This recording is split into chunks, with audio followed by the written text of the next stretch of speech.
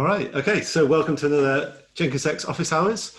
I think today we were going to try and have a bit of a general discussion and probably give some updates around how things have been going around with the V3 Alpha, and maybe get just some general conversations. So if you have any questions, please kind of start thinking of them now, and we'll have plenty of time to have a chat shortly. One of the things we were going to talk about or show was one of the new plugins that we've got for the Jenkins X3. So we have something called a health plugin, which is kind of something we've wanted for quite some time. So if we could probably just dive straight into that and then maybe just open it up to questions as people have them going along, and anybody chime in, and we can have questions at the end. Does that sound good? Alrighty. Okay, let me go ahead and share my screen a second.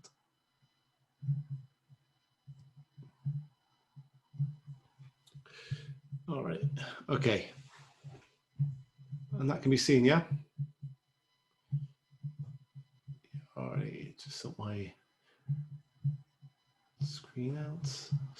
Okay, so we have under the V3 docs, and we can talk a little bit more about the website shortly, but under the V3 docs, again, this comes with the caveat of it being an alpha at the moment as well. But we have, under the guides, we have a new section called health. Again, this is fairly early on, so we're just looking for some initial feedback. We've got some docs here of how to enable your V3 cluster with the things it needs for this health plugin to be able to work. Kind of super high level. We are using something called Kuberhealthy, which is kind of really, really nice. It's an open source project that folks are using, and they've been really great as well. The community around Kuberhealthy have been really nice. They've been merging in PRs as well, and they're kind of quite active and looking for contributions as well. So go and check out Kuberhealthy. Yeah, really high level. Kuberhealthy it runs in your cluster, and it actually it watches for health checks that you can customize. You can extend your own health checks, and it will periodically start these health checks and then report a status on there, so whether it's okay, or if it's not, it allows you to say it's not okay, so it's an error, and then it'll list a list of errors that your health checks are performing. Out of the box, Kuberhealthy comes with a number of really, really useful health checks. I mean, these are some of them are just quite brilliant, to be honest, just pod restarts or pod status checks. So sometimes it's very hard to know, you know, with Kubernetes, you have to, if a pod's not starting, sometimes you don't know, and you have to go in and maybe do a describe using kubectl and look at the events and try and find out what's going on. So straight away, you kind of have a large number of checks that come out of the box that actually get run inside your cluster. You can turn them on and off. But then, of course, you can extend them as well, which is something we've done with Kubernetes. So, with V3. So Kuberhealthy runs inside in your cluster. There's a Helm chart for it. And then you can extend using custom health checks so that you can check other behavior. We've done some around for Jenkins X, so around installation or common problems that people have, checking the bot token is valid, for example, or webhooks are kind of set up correctly and valid. All right, just dialing it back slightly. Code-wise, it's a nice isolated plugin. This is using the V3 extension model that we've got with the plugins. So to get hold of this, you do a JX upgrade CLI and the JX upgrade plugins, and you'll get a new shiny health plugin. There isn't much in here at the moment. It's got the RBAC requirements as well. If you've got a lockdown, I know, Terry, that you probably users within that you're involved with maybe don't have full access to lots of things, and obviously more concerned about RBAC within an environment, rightly so. So one of the cool things around this plugin is it just looks at the reports from Kuberhealthy. So it's one CRD that people have to have read permissions on. So you can it works in a nice lockdown environment. We've got some commands. And so we've got a health command, get, and get the status. And there's a few different options, a few different flags we've got with this. We can look at all namespaces, because you can have checks that run installed into different namespaces. That's kind of nicer from an RBAC perspective as well, because you don't really want a check running and looking across an entire cluster, because that requires cluster permissions, cluster roles. But what you can do is, in multi-tenant world, is you can install a health check into the namespace that your developer or your users have access to, and then Kuberhealthy will run that health check, and then you can actually get the status back from looking at the status in that namespace. So it's nice. In the RBAC world, it's very, very nice. So that's that. We also have a number of, we have another repo in, this is in the plugins org as well. So this is some of the ones we've started to build up. I mentioned about a bot token. So this just checks that there's a 200 gets returned if you check the bot token on your Git provider URL. It's actually only working for GitHub at the moment, but it's super easy to extend for other Git providers. And other things as well, checking our secrets are valid and webhooks are set up.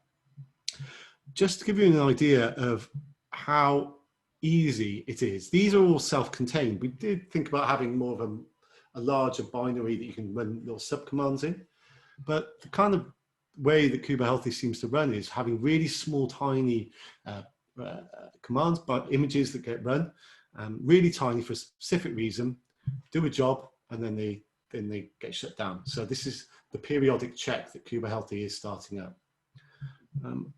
Let's go ahead and have a look at an example of one. And there's loads of information on docs on the Kuberhealthy website.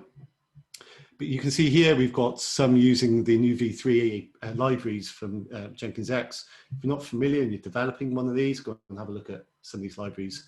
They're dead handy, common logging and authentication with Git and with Kubernetes API and various other things. But the idea is it's pretty boilerplate code. You set things up. This is bulk standard. And then we've got a find errors function here. And this find errors, well, in this scenario, we're looking at source repositories, which is a custom resource with Jenkins X.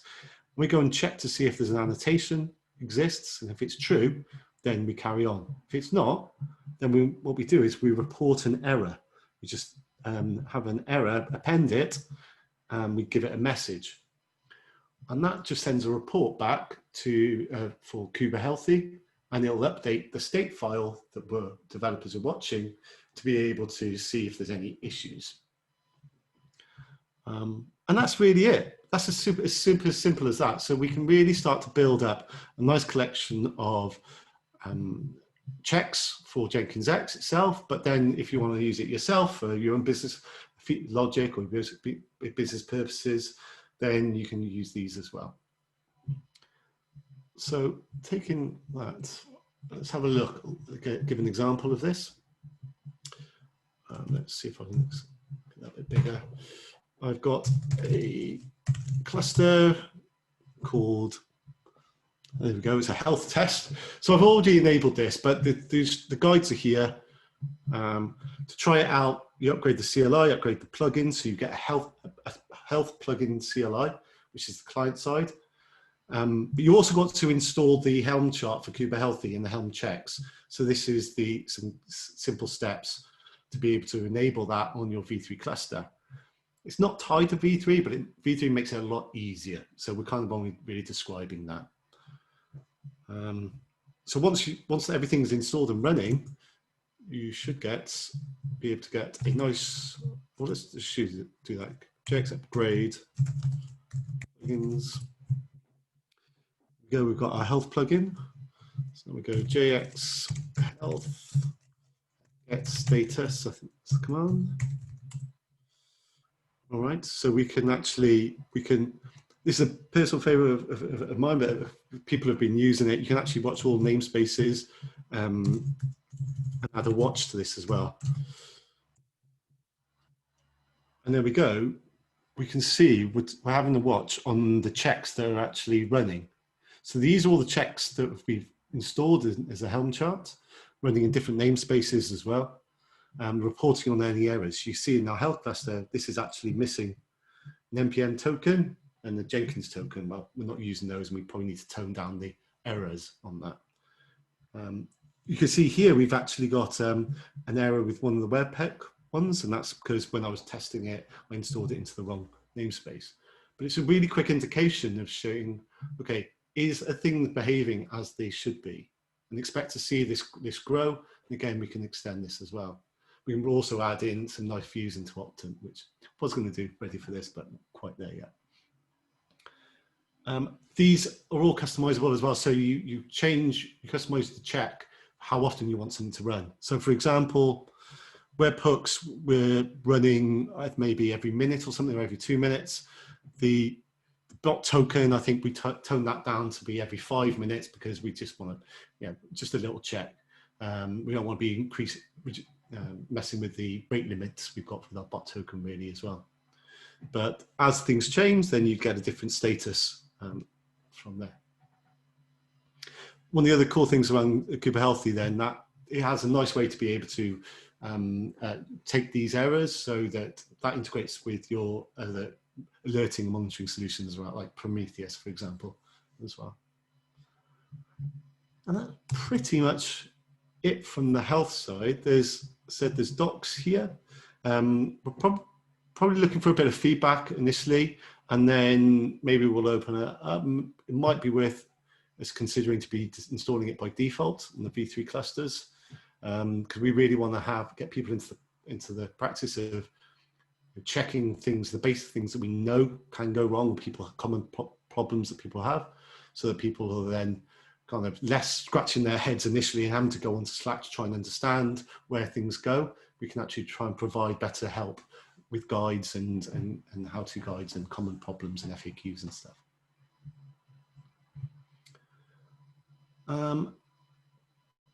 That was it, really. That was all I was going to kind of say around initially from that. Well, there's a few more people. So when do you think the Octans plugins going to be ready? Ah, you would say that. Well, it's actually, end of the week. Yeah. Which week? There we go. But what's interesting, what's kind of cool is it's super simple because it's just checking the custom resources from Kuberhealthy, so it's all written. So it's just formatting a different table. So it should be. I was toying with the idea of trying to get it done for this because I knew you were going to ask me that. Anybody else other than James to know that of things I haven't done?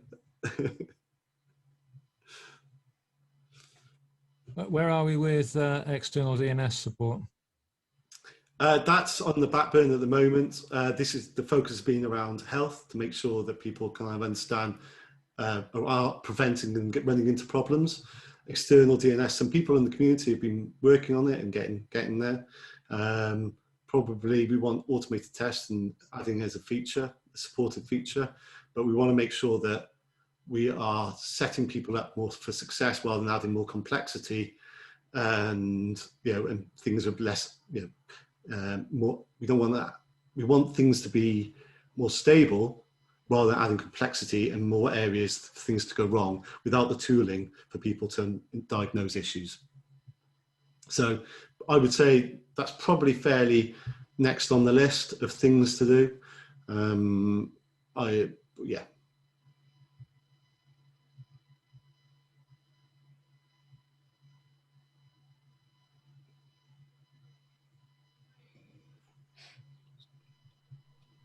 So how easy is it to add a test from the Kuberhealthy library?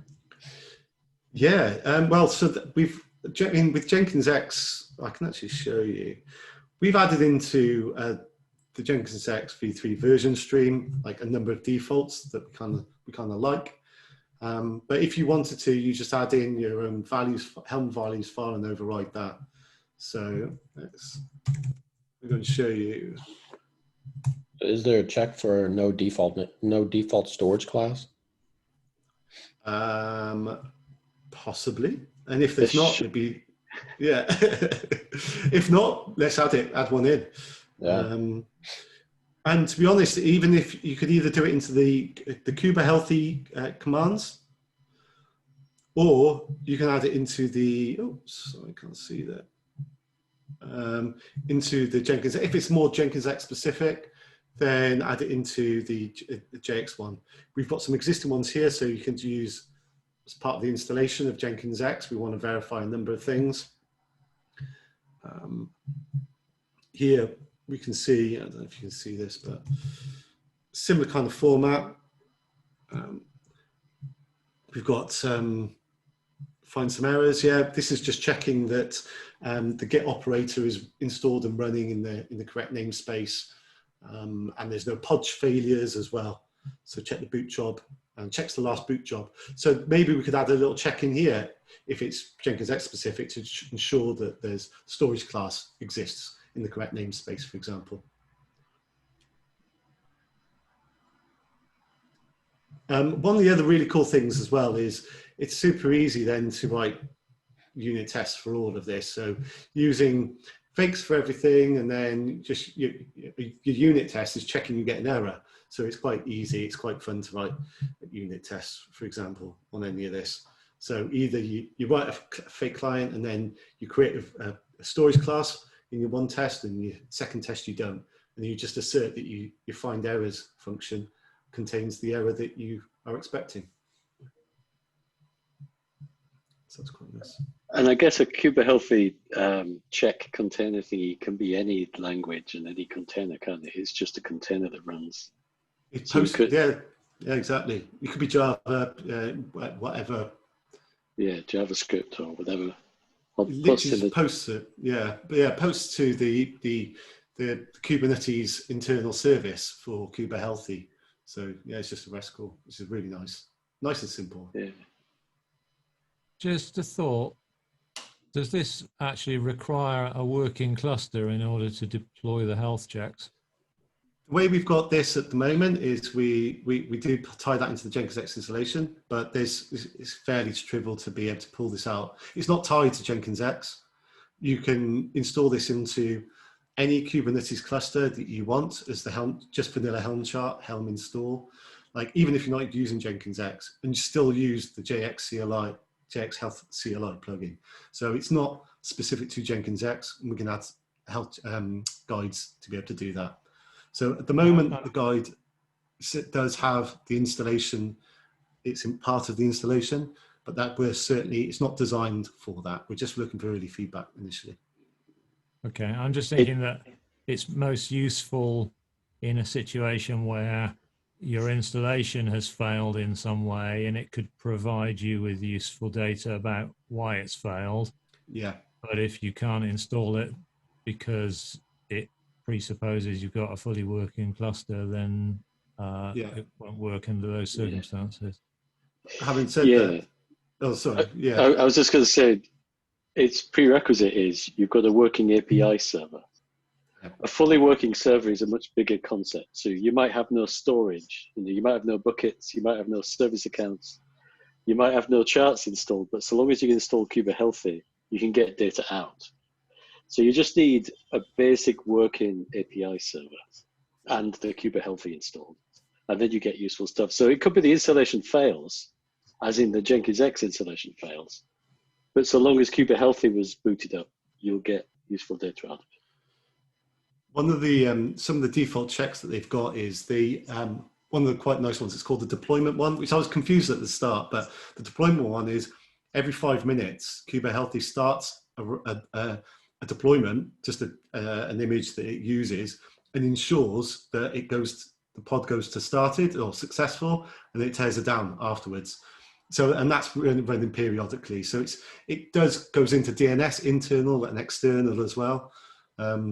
It's really handy on that, and it is a nice easy way almost. And maybe that's what we do is you want to verify check, is this cluster ready for Jenkins X installation? We deploy the health check it's all okay, and then we go into it. If you're using Terraform, we maybe want to put Kuberhealthy in the Terraform bit so that it doesn't even try and do the Git operator stuff until it knows, we've got a basic Kubernetes cluster and, whatever Kuberhealthy needs. Yeah. And then we can enable more checks with Jenkins X. Yeah, I think that would be the better way around, and maybe add extra tests as you're installing bits of Jenkins X, so that you're bootstrapping the Kuberhealthy plugins as you go along, but always have a basic level of testing available up front that will tell you about the general health of the environment. Yeah, totally agree. And just even as you say that, it's here's an example of it doesn't have to be in any of these plugins. You can tie in your own check into your own application, for example, so that if you want to check more things, let's have a look. There's the install check. And here we go. This is just the Kuberhealthy check. So it requires the CRD has already been registered, but it would be because you're installing Kuberhealthy to start with. And there you go. It's just a pod spec. And then you get role bindings as well. It just says which one. And you also have your timeout and run interval. So how often you want it run. So super simple. As you say, you can add in more checks as you get further along, whether in installation or different apps, or turn on some things, turn off some things. If you want more requirements around security, you turn things off and turn things on. One other thing we'd like to do at some point is use the health metrics to show a progress visualization of the installation. So rather than having like a custom UI, use the health checks to see how far you've got. Like we've installed all the charts, but we haven't got the webhooks yet. Oh, the webhooks are there now, but we haven't, whatever. So having some kind of visual progress bar to watch the installation happen, rather than having to look at all of these logs in pods, which are often quite verbose and long. And even building on from that, we were thinking, as people first try things out, it's the core of Jenkins X. As we've said, with Jenkins X3, we're really focused on getting focused, stable core, but then good, clear extension points. So we want to have good guides around, say, once you've booted up your initial cluster, you probably want to have TLS or DNS enabled, right? Because you want that, because it's more secure. So maybe we can have some kind of good health, even though our cluster is healthy, but we can do some good recommendations of what you should look at next to kind of around security or stability around your cluster, so that almost the maturity of your installation. So would this also be a good place to put some basic validation checks on the Jenkins X config itself? I'm thinking here, particularly things like, one example is if you put too long a cluster name into your Terraform, you can cause utter chaos. Things will randomly fail in bizarre ways, and it's hard for people to understand why it's all broken. Yeah, it'd be nice to put as many of those up front, so that Terraform says, the cluster name is too long, or the pull request fails and says, I'm not accepting this pull request because, so the more we can do linting and, figuring out, what is the maximum length of a cluster name and baking that into schemas and stuff like that, the more we can upstream that, the quicker the feedback, basically. The quicker we can give feedback to users, the better. But we can absolutely check everywhere. I mean, there's no harm in double checking, checking again later just in case somebody accidentally disables the schema validation check in the pipeline or something. So it's one of those things, we can't check things too much, really.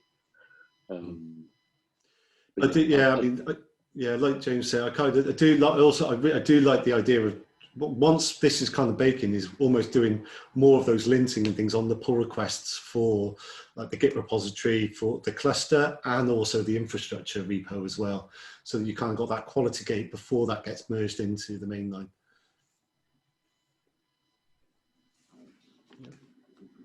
So they have a network connection check out there on the Kuberhealthy. So how would you add that to?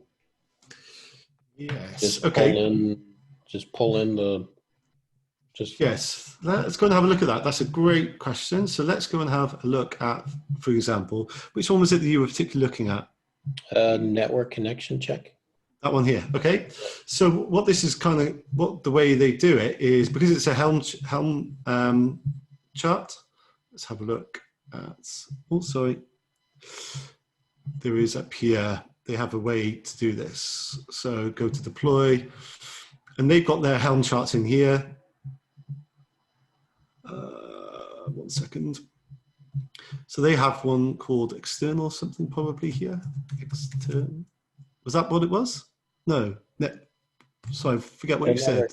Network connection check, 2 down. There we go, right. So by default, let's have a look. We'll go to the values file. And network. This here. So that's not enabled by default.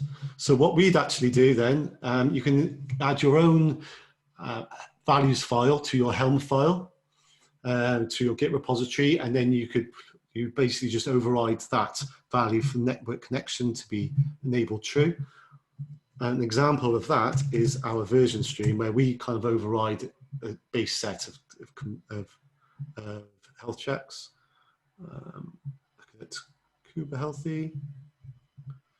These are our values. So here we can see, oh, there we go. We've enabled it by default anyway. Cool.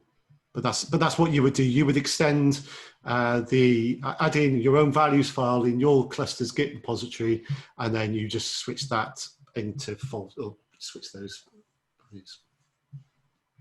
Because I'm also involved in the kubeflow project, and we have on-prem a lot of problems with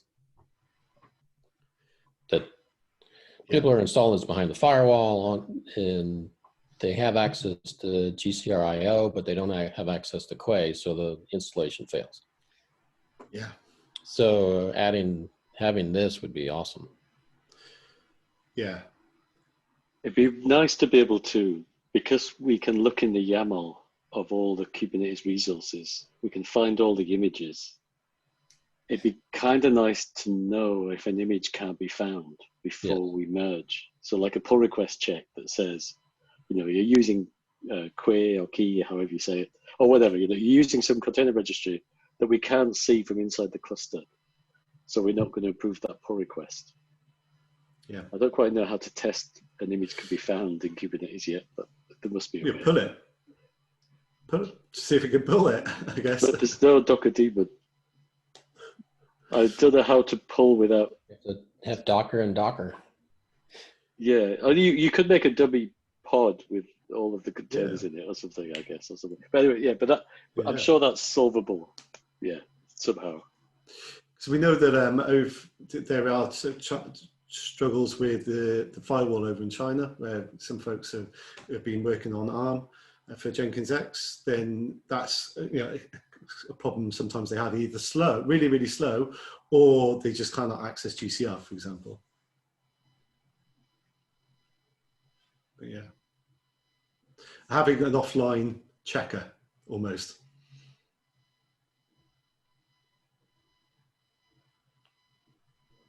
Awesome. So yeah, I guess give it a go. It would be awesome to have the first person that's going to try and add their own custom check and see if it works, and report back and see share your experience, maybe even a blog or something. But yeah, give it a go and see what you think, and hopefully we can start. We know there are challenges installing, and so we want to make sure that we're kind of giving every chance to be able to surface any information that we know the common problems. And as we mature, more common problems surface, then we can add checks in and add in more in automation.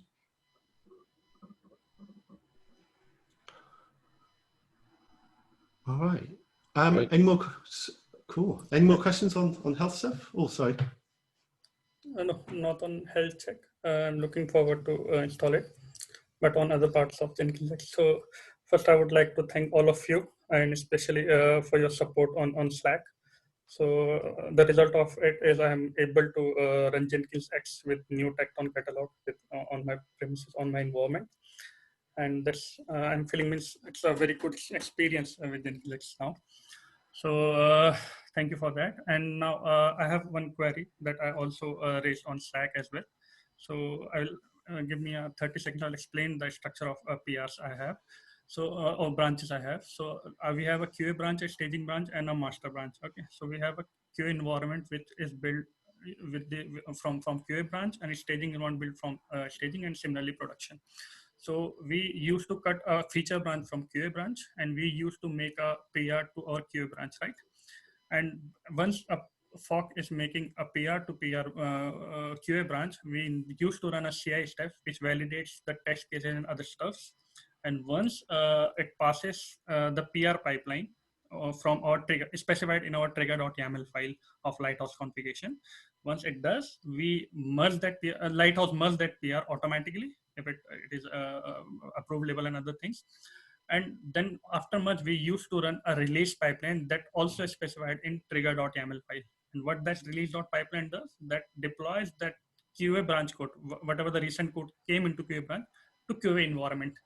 So now we stuck in a situation where a last release made on QA branch. Let's suppose a last PR merged on QA branch, made a release on QA, and wanted to deploy continuous deployment work, but it failed due to some reason. Okay, so the release pipeline for last release on QA is failed. Now, if later if a new person is making a PR on QA branch, so Lighthouse is not able to pass that PR because it is showing a release pipeline failed for last run for QA branch. So it seems like blocker for QA if a release pipeline is failed on QA. And for so this, by the way, is why we don't do it like that in Jenkins X. If you have one branch that is building a release and deploying a release, and you're testing that release by merging to the branch, there's no easy way of just not doing it, right? So what we do is we separate releasing from promoting. So you release some software, and then as part of that release, you generate a separate pull request that does the promote. So if ever one version is bad, you just release the next one, and the next one, and the next one, and the next one. Rather than just merging to one branch, you're going to have to do a manual revert if something goes bad, because you're conflating building new versions of code with deploying that version of code. If you separate those, so every time you merge to master or main branch, you release a new version and then generate a pull request to promote it somewhere, you can always just cancel that pull request and make another one. So if version 3 fails, well, let's do version 4, because you have no dirty branch to clean up. They're all completely independent. And you only merge a promotion when it's green and the pull request goes green. So we purposely split releasing from deploying so that we have that flexibility that a release can fail. It's like, okay, a release failed. We'll just do another one. Doesn't matter. A release can fail, and all that happens is you don't get a new version coming out. A deployment can fail, and all that happens is you use the next version that works. And you can keep making pull requests until you're happy. So by decoupling the things, it makes things easier. But to your actual question from Slack, if you create pull requests on a different branch than staging, you can have a pull request pipeline trigger, and then you can have a separate release pipeline when you merge to staging. But you can't create a pull request pipeline on staging because it's already in staging. You have to use a different branch. So long as you create pull requests somewhere else, it doesn't matter what it is, but just don't make it the staging branch. Make pull requests somewhere else, then you can run a CI check on it. But once you've merged to staging, all you can do is keep merging to staging from that point on, unless you manually revert the change. But we've not had to do that with Jenkins X because we explicitly separate releasing or promoting from building. So we have a single main branch where we release things, and every time anything goes there, we release, and if a release fails, we just keep releasing until a release works. And then we have separate pull requests to promote to an environment. Another reason we do that is we don't want to rebuild things in different environments. We want to have a single image, and that image we want to move the previews, test, staging, pre-prod, production, however many environments you have. We don't want to be rebuilding and recreating things and all that kind of things. So we want to just promote that change, which basically just means referencing a different version of an image. But the specific question that was on Slack, Right now, you cannot have a pull request and a release on the same branch because there's no way to differentiate them. As soon as you commit to a branch, both pipelines will trigger because it's the same branch. Mm-hmm. Like you're saying, James, you could have a staging CI, or sorry, a QA CI and a QA mainline, or something like that. Yeah, I mean, anything like staging PR, make a staging PR branch and only trigger the CI. I mean, really, you should be able to create 1,000 pull requests that are all completely separate from each other and can all be tested independently, and you choose which one merges when. So using a single fixed branch for pull requests feels wrong to me. The whole point of a pull request is so you can work in parallel. I might make a pull request to do something and you might make a pull request to do something. We don't have to use the same branch. We could choose to use the same branch if we want, but it's better with a team to have their own branches for their own pull requests, and then you choose which ones to merge in what order. So strictly speaking, I mean, the out-of-the-box Jenkins X, you can make as many pull requests on any branch you want, but we never make a pull request on the main branch or the release branch, because otherwise you're already releasing before you've done your CI, because it's the same branch. Does that make sense? Yeah, but yeah, that makes sense totally. But the current infrastructure of an organization that demands that same main branch a PR need to be raised, feature PR need to be raised on same branch after running CI, successfully running CI step. It is just pause a second, just to be totally clear. Yeah. When you create a pull request, you specify the target branch. In other words, where it's going to merge. Yep. You create a pull request on a source branch and you have a target. Yep. The target can be staging, that's totally fine. But you can't create a pull request on the staging branch that says when it merges, I'm going to merge to the staging branch, because you've already pushed to the staging branch. Right. So you have to have a different source branch for your pull request. The target can be staging, or main, or master, or whatever. It doesn't matter where it ends up, but the source can't be the destination. Otherwise, you've bypassed the whole idea of a pull request. It's like, say, let's push to the main branch so I can check if it's valid to then be able to merge if it's valid. You need two branches. No, we have two branches. Take example of QA. We cut the feature branch from QA, work on that feature, complete that feature, then raise that PR from that feature branch to QA.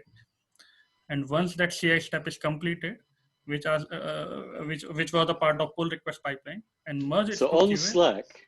On Slack, you said very, very clearly, you create the pull request on staging, and then when CI passes, it merges to staging, and then you release from staging. Yep. That's the same branch, right? Where's the other branch? I said made on pull request, raised on staging means via a source branch, X source branch. I mean to say that. Okay, so your problem is your pull requests are triggering from staging, not from this other source branch, whatever that might be, wherever the pull requests start. Pull requests should be triggering on something else. Call it something else, doesn't matter what it is. Yep. Something that begins with PR or something like that. So some other naming convention. Because the problem is that screenshot you showed, Lighthouse was correctly triggering a PR and a release because you were using the staging branch for both. The release you saw on that chat or that screenshot was the previous release made on staging. It was not this one. That's what I am saying. So it was the previous release failed on staging, which came on this PR, and that failed release is blocking this PR pipeline. So the PR pipeline should only trigger on pull requests. It shouldn't be on staging. Yeah. I don't understand why the pull request is even being triggered, or why you included staging in the filter for pull requests.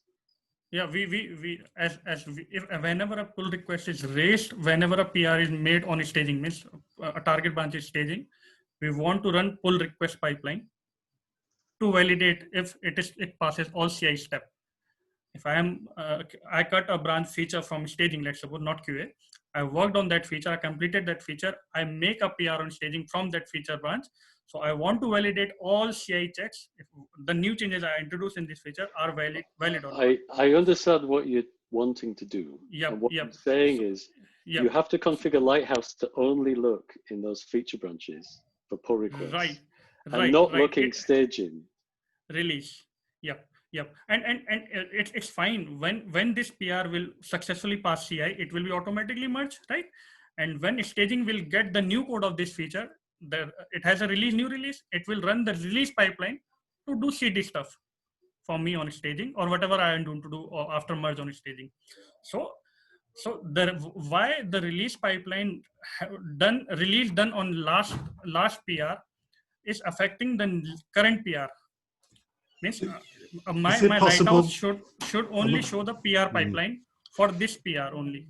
I wonder if we could maybe try and follow up this on Slack, 'cause it's quite a specific thing to try and then because we've got quite a few people still on here, but we know a bit more of the details. Maybe we can get to like a scenario, like create an issue, and we can put all of the details. With some steps to recreate it. But basically, PRs shouldn't be using the same branch as releases. It's the basic thing that Lighthouse expects those to be in different places. Mm-hmm. Thank you. Awesome. All right, thanks. That was good discussion. There's 15 minutes left. There was only one thing extra thing I was going to mention, and it was a bit of a plug around the Docs SIG that is going on. It meets every other Monday, I think it is, and we had one yesterday, which was quite a good session. We started talking about ideas around how we want to prepare for the V3 release, and that includes the improvements to the website, docs, layout, and so we're quite early on in almost a design phase. In fact, I know James is going to laugh now, but I'm going to show a quick screenshot of where we are but just to kind of get the mouth water in a little bit, but we're really kind of looking for people to get involved and share views and thoughts around this. This is one of the examples. We know that this is really just a TLDR from the initial, from yesterday's meeting. Please come along and get involved in future Could you ones. zoom, James, a bit, just to make it a bit easier to, or look at each page in turn or something? Yeah. It's quite small. Is that better?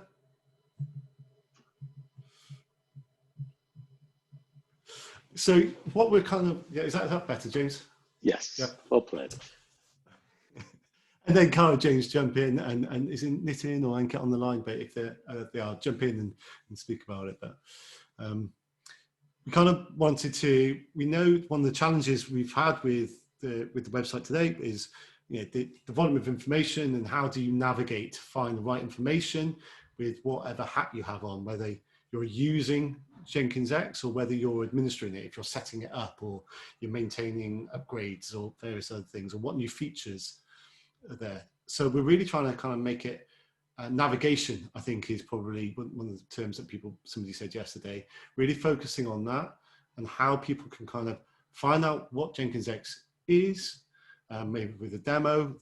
This is not too different from where currently the website is, but then really kind of focusing around some of the areas depending on what persona you have. So it's not really necessary to go too much into it, but it's really just to kind of say this is going on, and everybody we'd love your feedback and involvement. Everybody that's on this call, obviously, and watching this on the recording, is probably familiar with the website, and we want to improve it. We want to make it better along with the V3 release. We've got a huge amount of effort has been going into the V3 release. It's going great. We want to make sure that coincides with the good documentation, powerful documentation that really helps people get up and going, and useful. I saw Ankit's here, who's going to be helping on that. Hi, Ankit. We just talked about documentation. Yeah. Yes. Hi. Hi. So yeah, please come along and join in. And if anybody else has anything else on the docs that I've missed there, please say. I think we have an Azure page now as well, finally. I think that merged today. think. Let me check. Yeah, I think so. Let me see if I can get that. Yeah, we do. Yeah, phew. Let's get things started, yeah? Yeah, there you go. Woohoo. Lovely. So we're getting there. I posted in the chat, it's not quite ready to demo yet. But one of the things we've wanted to do for a while is make it really easy for anybody to run the BDD test to verify, is your cluster capable of using Jenkins X? You know, spin up a quick start, does it deploy to staging?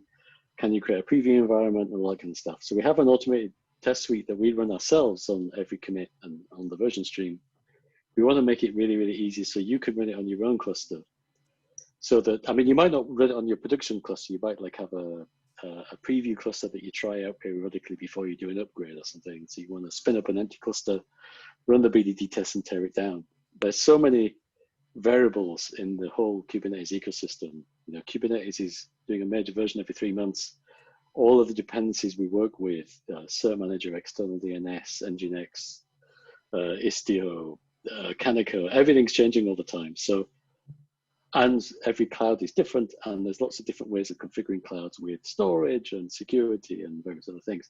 So it's going to be a good practice for all of us to test our clusters and check, you know, are they still fit for purpose and whatnot. So I'm hoping to make it really easy for us, anybody to run the BDD test whenever they want. This could be like a transient cluster you spin up once a week or something and run the test and then tear it down again. This could maybe be ultimately in like a separate namespace in production, maybe to keep it away from your main developers. We can maybe make that a bit simpler. Ideally, once we've got the health stuff there, it'd be nice to get the health stuff baked into the tests so that if the BDD test find an issue with your cluster, we can report that nicely through the health framework. The bit we've not looked at yet that would be awesome is, could we make it so the BDD test can kind of dial home with your permission by generating a pull request, if you approve, to say if a test fails. So if you could manage to break the test somehow on your cluster, but they're working on our cluster, it'd be kind of nice to know, you know, what makes it fail. Is it the flavor of Kubernetes you're using? Is it the config? Is it the node size? Is it the memory? Is it the, are there some custom settings in your Terraform? Are there custom settings in your Jenkins X YAML or whatever? Over time, we can hopefully get better analyzing that feedback. So we know, for example, I don't know, bucket storage on Azure is broken right now or something like that. Or, you know, nodes need to be a certain size on a certain kind of cluster, otherwise things fail. So that eventually we want to get to a stage where we can know what are the good settings in Terraform, for example. You know, a certain machine type might not work, and so on and so forth. So long term, we're hoping to get a really good way that everyone in the community can help tell us what works and what doesn't. But the short term, it would be a nice way just to check, is your cluster ready, right? If ever you're making any change to Terraform, just run the BDD test before you go live and check, you know, does that machine type work? Does the Terraform settings break DNS or whatever it is? Or does your VPN setting that looks really innocent, does that actually break the download of images and so forth? It's surprisingly easy to break things, as we find a lot. And so the more we can test things before real developers see things, I think the better. But yeah, hopefully maybe next office hours I can do a demo of that chart. It'll hopefully work by then. It nearly works. It just fails a bit too early right now, I think. It's close to working. Awesome. You can see the focus around checking things work as expected, and continually stay working as well. So this is all boding well for and really helping with the confidence that we're having around Jenkins X3. So, all right, that's 8 minutes left. Let's open it up to see. Yeah, anybody else have anything else? Any comments, thoughts?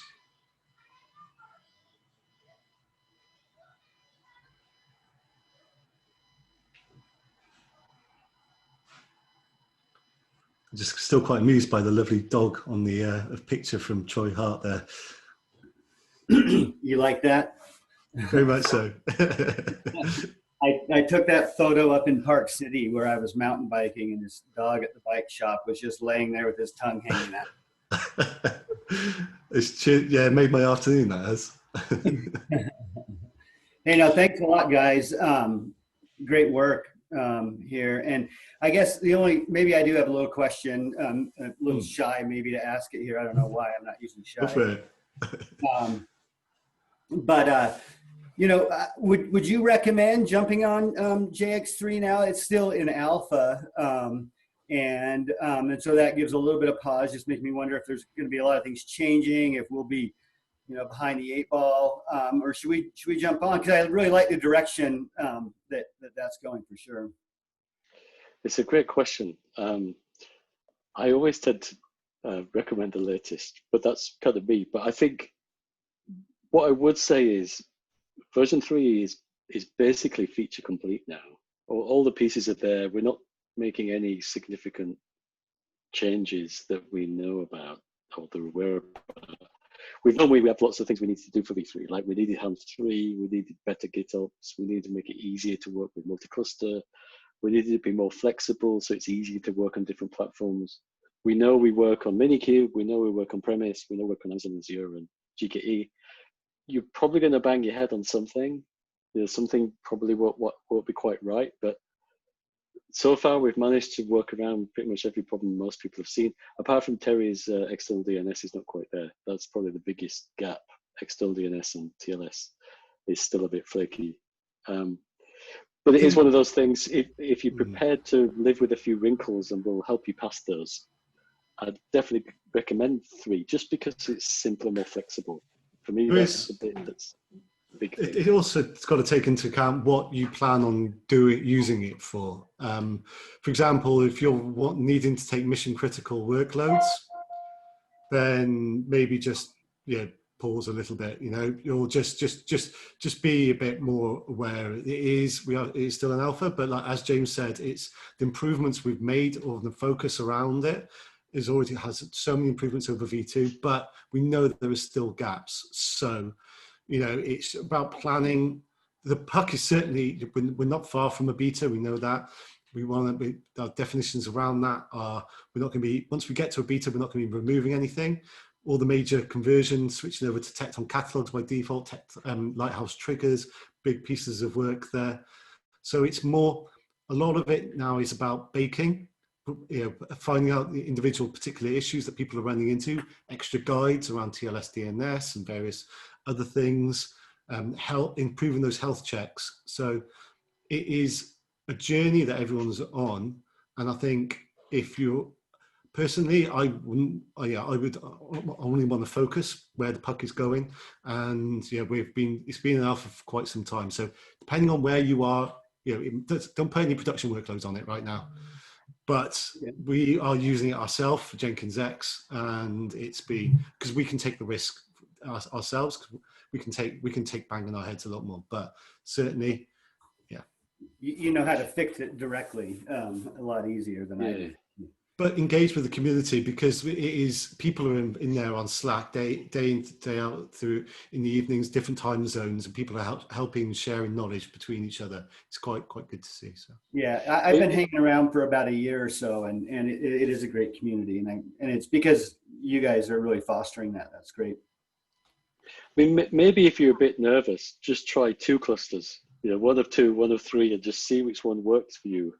And if 3 doesn't work for you and 2 does, there's your decision. But you might find 3 is easy to use than 2, quite frankly. Okay. What I have found whenever we had issues with 2, it was always so hard to fix, and it always depended on getting a fix in the JX binary and all that kind of stuff. What I found quite surprising, really, with 3 is there's often a way of fixing or working around issues without having to change the guts of Jenkins X and wait for pull requests to merge and get to the version stream and those kind of things. There's often a way you can just patch your Git repository and work around it, So like sometimes, I don't know, you're missing an annotation on a resource. Well, you can just write a command to add an annotation in the build pipeline, and you can work around a lot of the issues we've had over the years. We used to have all this magic in version 2 that did all this really complicated stuff. Now that's all kind of gone, and we've just got a very simple declarative GitOps way that things boot up. So if ever something's weird or wrong or incomplete, you can just work around it with, a little bash script or a little temporary chart that you add yourself just to work around it. So I do think it's quite easy to work around issues you find, but Okay. it can be kind of confusing when you first start. Helm file is a massive win, actually. Ankit just mentioned that. Helm file makes a lot of things so much simpler. I must say secrets, by the way. Secrets were always a nightmare in version 2. There were so many issues people would have of like, I need to inject a secret from Vault and I'm in production and I'm not in state dev and it doesn't work, or I don't get secrets in a preview environment, but I do in a release or something, or I've got a remote cluster and I can't get secrets there, but I've got secrets over here.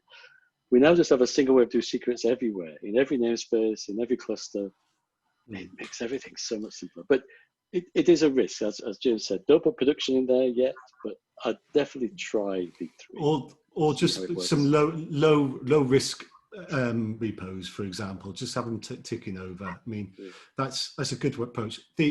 Just another example, there's a huge list probably on the website, but just the installation. Some things we forget. It gets booted up from inside the job, inside the cluster, so we know the environment version of Git that you've got installed inside the container, and various other things. When you're running the old style V2, it could be any number of things you've got different in your local environment, and that's running locally. So no two boots are exactly the same. So we've got a nice consistent boot experience. The integrations with Terraform as well. We accidentally deleted one of our service accounts and we just restored it, by a new apply of a Terraform job as well in Terraform Cloud. So there is a huge number of benefits. It's just making a sensible decision of when you're ready to don't put mission critical stuff on it quite yet. Soon. Another lesson we've kind of learned over the years as well is get used to clusters being cattle, not pets. So it could be that stuff only works in version 2 for a while. It's like, okay, fine, let's have a V2 cluster. But then you could try a V3 cluster and then try move some workloads there and just try move, one project over there. Does it work? Great. Okay, cool. So you can, rather than just doing this big bang, let's move everything from V2 to V3 or whatever. If some stuff only works in V2 for a while, okay, fine. Have a V3 cluster. We've often had a couple of clusters at different versions and just move repos from one to the other in like an incremental upgrade fashion. So yeah, try to avoid big bangs and you can always have more clusters. Right on. It's only Great, money. thank you.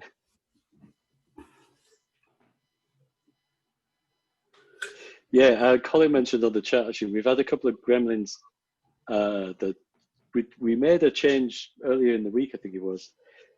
So we initially, when we first started this new Git operator, we put it in a separate namespace, and then we hit all sorts of issues, and we thought, oh, let's just put it in the Jenkins X namespace. And then when we started to do Terraform, we found Terraform prefers to own a namespace, which meant we went back to have the operator installed by Terraform, which meant use a different namespace to JX. So Terraform went to use the Git operator for the namespace. And then we had this inconsistency that depending on which cloud you're on and how you installed it, we either use the Git operator namespace or we use the JX namespace. We figured, let's just use the same thing everywhere. So at least it's consistent, which is good. But EKS has got a slight issue that some of the code still expects things in the old namespace. So we just got a couple of gremlins. They're almost all fixed. And I think Ankit's fixing one of the last ones. Actually, one thing Ankit's looking at is another slight change we've made over the last couple of months is when the first version of the new Jenkins X3, we used Terraform to spin up cloud resources, and then you had to git clone the repository and you ran JX admin operator. And then we kind of thought, is it just easier to get Terraform to do that bit? So then we went all in on GKE, that Terraform would install the operator, which meant it's just Terraform to install everything, which is really nice. It's simple. We haven't quite made those changes in EKS yet. So Ankit's, EKS. Just two quick questions I had about that is hypothetically what would have been the workaround? Like I appreciate, the speedy response and the speedy fix, but to be confident in a CI system, I kind of want to know how to work around, anything that might trip me up. And then my second one was presumably the BDD tests aren't running against the same path that the quick start takes. So that's basically what I'm trying to fix right now. We had this BDD test that was there for a while, and it kind of got disabled accidentally. That was me. So we had this BDD test that tested the on-premise version of Jenkins X, which basically would have found the bug you just hit with EKS, but it wasn't running. So I'm trying to get it running. It's almost green. It's almost back. But to answer your first question, the bug that's there right now is we've got a hard-coded namespace, JX, in 2 files in the Git repository. If you want to work around the bug right now, you can just modify in your Git repository those 2 files from the JX namespace to the JX Git operator namespace, and it all should just work from that point on. But I'm trying to get today that BDD test to go green, and then I can merge that pull request that does change that namespace, and then everybody will get that change. So that should be there soon. And it should be, we should be enabling in the coming weeks BDD testing for the EKS approach as well, because it's all been going through with the GKE right now. So maybe we can try and get that done, probably look at next week, say. So we've got, that will then cover the on-prem example, Terraform for GKE, Terraform for EKS, and we're also getting there with the AKS automated testing as well. So once we get those, that's where the maturity model switches over to a green status on the website that we've got as well for the V3 Alpha. Yeah. For beta, we want everything automatically tested for GKE, EKS, Azure, and on-premise. Yeah. Ideally, Minishift and Kind as well, but that's maybe slightly harder to do. But let's not limit beta for those. Yeah. But ideally, those as well. So then we know everything's working everywhere. When you say everything, just to clarify the scope of the word everything, is that clean slate as well as like upgrades? That's a great question. It would be nice to do upgrades as well. I mean, we're tempted to use our production cluster to test upgrades. We do ourselves. But but upgrades are quite. It would be nice to have a BDD test that tests upgrades. Yes. It's another one of those things where do you have a range of where you're upgrading from? Because do you go from an upgrade of the previous version, or maybe the previous 3, or a minor patch version? So it's one of those things trying to work out, because we're using the GitHub approach. I mean, like whatever fits the maturity model. Like if you're going LTS to LTS, then just test LTS to LTS. Don't skip one in the upgrade tests, but also document that if you're upgrading, don't skip one. Yeah. Funnily enough, we've actually talked about yesterday having a what's new section on the V3 website, and that would refer to an LTS version stream. So a slower cadence version stream that would then have more documentation, and then we can enable more of that automated testing from an upgrades. Right now, as it is, it's more bleeding edge, because it's an alpha. It's just making sure that we've got cutting the edge, and we can migrate from upgrade from the previous version to the latest version. Yep. Okay. Appreciated. Thanks.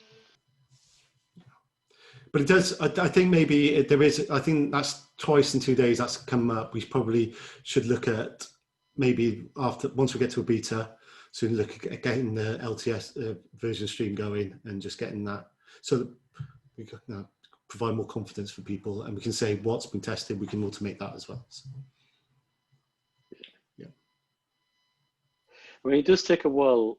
Because of the complexity of everything that's going on, it does take a while to understand, why something's broken and how to work around it. But once we know those things, once you understand what needs to happen, it is quite easy to just use your own install and do a lot of these changes. Like I know Hervid today was trying out the AKS change of getting Terraform to install the Git operator rather than doing it manually, and he basically figured that out himself. Yeah. And we've seen this happen quite a few times lately with lots of different people, that they've seen an issue and they've effectively applied their own fix, because a lot of the time it's just a question of tweaking some Terraform files or tweaking some version stream files or something. Obviously, we don't want people to have to do any of this, right? We want everything to work all the time. But I'm just saying the great thing about V3 is it's flexible enough that people can do these changes themselves without waiting for the upstream to change. But yeah, we obviously want things to be super, super stable.